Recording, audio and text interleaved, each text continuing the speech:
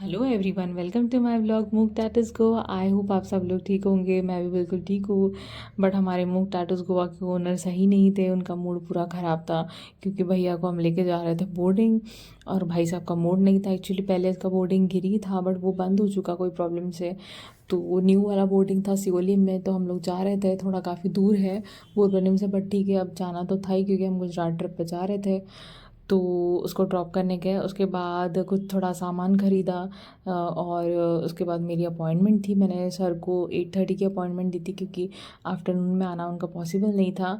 और टैटू जिस दिन बनवाया उसके नेक्स्ट डे उनका स्पेशल डे था। तो ये वो अपनी फियोन्से जो होने वाली उसको सरप्राइज़ दे रहे थे। Date of birth customization tattoo था और मैंने एडिट तो कर लिया था, पहले कस्टमाइज़ करके रेडी रखा था। और उनको मैंने दिखा दिया था जो भी दो दो मैंने अलग टाइप के कस्टमाइजेशन किए थे। और उन्हें प्लेसमेंट मैं सजेस्ट कर रही थी कि सर आप यहाँ बनाओगे तो अच्छा लगेगा, फिर आप बैंड भी ऐड कर सकते हो इसमें। तो मैं उनको एक्सप्लेन कर रही थी।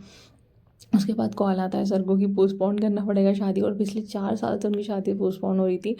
बट क्योंकि उनका जो गवाह लगते साइन सिग्नेचर करने के लिए वो आउट ऑफ स्टेशन जा रहे थे तो कुछ प्रॉब्लम हो रही थी। फिर हमने उन्हें टिप्स दिए कि सर आप ये बोल सकते हो कोर्ट में कि ऐसा ऐसा प्रॉब्लम हो गया है, वो नहीं आ पा रहा है, बीमार है। तो उन्हें भी अच्छा लगा, काफ़ी बातचीत हुई और फिर बात करते करते टैटू बन गया था। और उन्हें बहुत पसंद आया क्योंकि ऑफ कोर्स ये उनके वाइफ होने वाली वाइफ के लिए सरप्राइज़ था और मैंने बहुत अच्छे से बनाया। तो गाइज़ प्लीज़ इंस्टाग्राम पे भी जाके खूब सारा प्यार देना, लाइक करना, आप कमेंट करना जैसे भी आपको अच्छा लगा। उसके बाद हम घर चले गए थे, 10:30 बज गए थे, 11, और पैकिंग करके वैसे लेट ही सोए थे, नींद तो नहीं आ रही थी क्योंकि 5:30 उठना था। 5:30 उठने के बाद हम लोग ने कैब बुक कर ली थी और हम लोग निकल गए थे मोपा एयरपोर्ट के लिए क्योंकि मोस्टली क्या फ़्लाइट जो है अभी मोपा एयरपोर्ट से ही होती है, न्यू एयरपोर्ट जो बना है। और मुझे अच्छा लगता है कि देखो बाहर का व्यू है, बहुत सुंदर बना है। तो मुझे तो बहुत अच्छा लगता है, न्यू बना है। और फिर हमने एंटर किया अंदर, अपनी आईडीज़ दिखाई, टिकट दिखाया, उसके बाद चेक इन कर लिया था, लगेज चेक इन वो जो करना पड़ता है।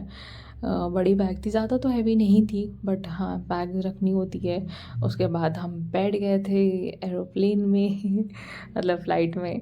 सो ये देखो, ये बाद में एयर होस्टेस एक्सप्लेन कर रही थी, बाकी आधे लोग सो गए थे और फाइनली हम पहुंच गए थे Gujarat, I mean Ahmedabad airport पे। ये अहमदाबाद एयरपोर्ट है। तो मैंने थोड़ा ही शूट किया, ज़्यादा नहीं। उसके बाद ये लगेज के लिए हम वेट कर रहे थे बेल्ट पे, तो काफ़ी टाइम लगा था और मैंने सोचा तब तक ये वीडियो शूट कर लेती हूँ मैं। सब लोग वेट कर रहे थे और हम भी वेट कर रहे थे बैग का। तो हमारी बैग के लिए तो काफ़ी टाइम लग रहा था, तो हमने कहा कोई बात नहीं, अब वेट तो करना पड़ेगा क्योंकि एयरपोर्ट मोस्टली ऐसा ही होता है, बैग आती ही नहीं है स्टेशन पे, तो आप अपनी बैग लेके उतर जाते हो, बट एयरपोर्ट पे ऐसा ही होता है। उसके बाद हमने बाहर से कर लिया था ऑटो बुक और ऑटो में निकल पड़े थे हम लोग।